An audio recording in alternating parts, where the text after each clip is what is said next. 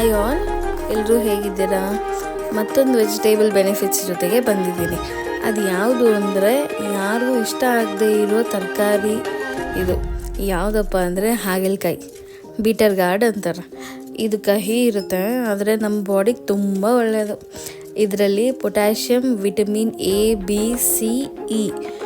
ನಾವು ಯಾವಾಗಲೂ ಆಯುರ್ವೇದಿಕ್ ಮೆಡಿಸಿನ್ಸ್ ಬಗ್ಗೆ ತಿಳ್ಕೊತಾ ಇರ್ತೀವಿ, ಆದರೆ ಇಂಥ ವೆಜಿಟೇಬಲ್ಸ್ ಬಗ್ಗೆ ಗೊತ್ತೇ ಇರಲ್ಲ.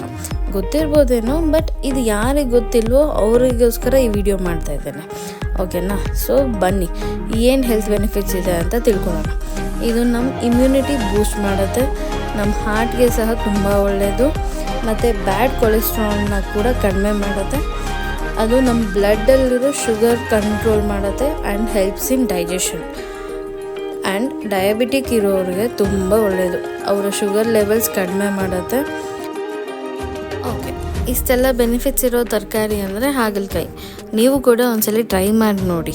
Thank you for watching. ಮತ್ತು ಇನ್ನಷ್ಟು ಯೂಸ್ಫುಲ್ ವೀಡಿಯೋಸ್ ಜೊತೆಗೆ ನಾನು ಬರ್ತೀನಿ. Subscribe for more. Thank you.